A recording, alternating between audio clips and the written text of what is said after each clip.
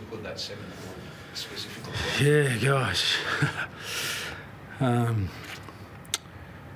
We had a terrible quarter, and they played some of the best footy we've seen in place since probably last year. And they were, top of the ladder and playing that sort of footy on a consistent basis.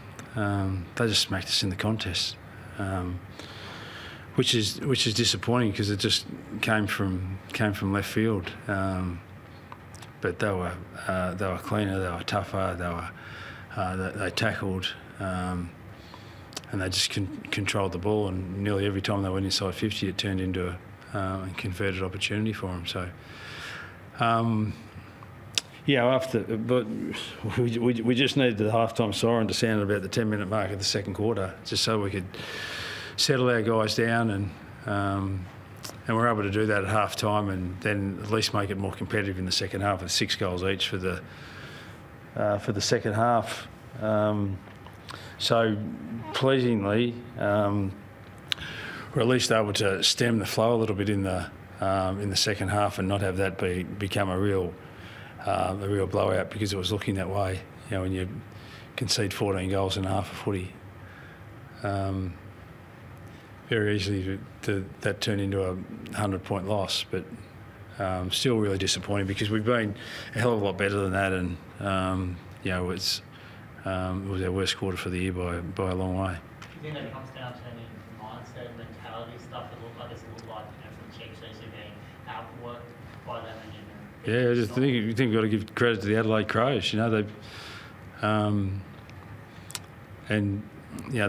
played some terrific football and beat us in the contest, and not only outworked us, out-tackled us, did everything that you could possibly want from a side they were able to do, and everything that you didn't want from a side was happening to us. So where's it come from? Don't know, because we haven't seen it for the year. So there's part of us to say, well, treat it like an aberration and get on with it next week. They get the chocolates and get to move on, and we've got to do exactly the same. Except we obviously didn't get the win today. So there's only one way forward, and that's try to look at some of the reasons why we fell away so badly in that second quarter, and learn from it and get going again next week against Gold Coast. Do you think for some players it might be haven't won at Adelaide Oval, that kind of mental demon kind of goes? No, 4 goalposts at either end and green grass. And if we're worried about that, they would have kicked 10 in the first quarter, wouldn't they? So we started the game really well, and we probably should have put a little bit more scoreboard pressure on them early in the game. I think the game was played in our half for the first 10 or 15 minutes of the game. We scored 2 goals for. Had that been 4 goals too, and they might have to make a couple of changes, but we just couldn't capitalise on the scoreboard early.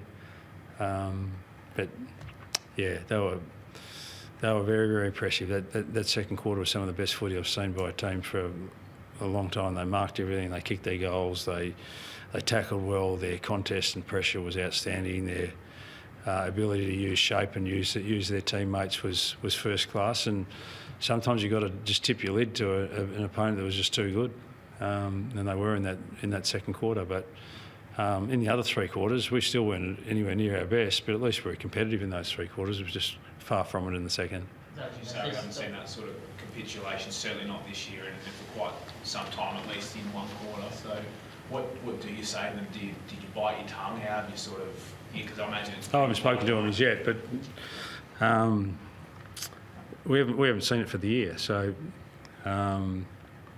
you don't like ever seeing it, but we just got to get ourselves back on the bike again and get going again for next week. There's no point jumping up and down about it. We're disappointed. The players are disappointed, and for them it came from nowhere as well. But we just get on with it and train hard and understand that drop your guard against any opposition. you're going to get belted, and that's what happened to us in the second quarter. It's been, I guess, the last couple of games have been some strong performances, but haven't got the, results. Do you think, I guess, how do you make sure that this, I guess, a heavy defeat, doesn't, isn't more than 2 steps back for you guys? No, we're still, as I said, there'll be some positives to come out of the game, but just it was game over at half time because of what happened in the second quarter. 10 goals to 0. It doesn't happen very often in league footy, so we're extremely disappointed with that. We feel like we've made a lot of ground this season as well, and that's been our worst performance for the year, and hopefully it's the last we see of that type of effort in the second quarter. Well, given your body of work, this season you turned clearances and contest into a strength, putting today aside. Does that give you belief that you can turn this result around pretty quick? We played the top side last week and just went toe-to-toe with them and played some terrific footy. And we know we can compete longer and better than what we did today. As I said, it was just, you got to give credit to the Adelaide Crows. They ran the ball, they used the ball, they were tough and hard in the contest. And I think if they'd have played that footy against any opponent today, they'd have won the game of footy. They were very, very impressive. So sometimes you just got to tip your lid to an opposition that on any given day, they're just too good for you, and that was the Crows today. How do you best use Colby kind of at the start of before you put him back, when you put him in, I guess, behind the ball a little bit, in the second quarter, trying to stop that lead in times? How do you, someone who we know is so talented, so good with the ball, how do you kind of best use him at the moment? Yeah, we're trying everything. And it was nearly just get to half time and try and settle things down. We were trying to put band-aids on a hell of a lot of big wounds in the second quarter, whether that was Colby or any other player, to be fair. We were getting smacked in every part of the ground, so it's just like we're trying to repair everything. That's why it was valuable that we got to half time and just settle things down a little bit and return our players to our method and system, and try and be more competitive in the second half, and we were that.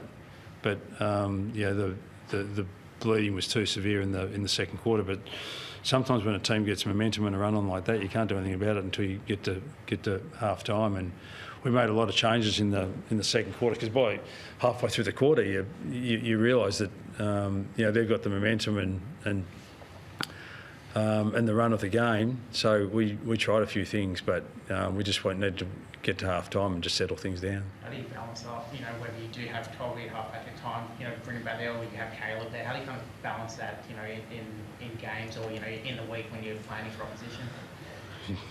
You just keep working through it. If they're playing well in that position, you keep playing them there. If they're not going so well, you try something different. That was Davis Uliak. He came down late in the quarter, late in the last quarter, holding a knee. Is there any? I haven't spoken to the doc, so I'm not sure what's transpired there, but hopefully it'll be okay. But it happened in the last 5 seconds, didn't it? So don't know. Sorry, I can't give you an update on what's going on there, but we'll know early in the week. Good night, guys. Thank you. Thanks.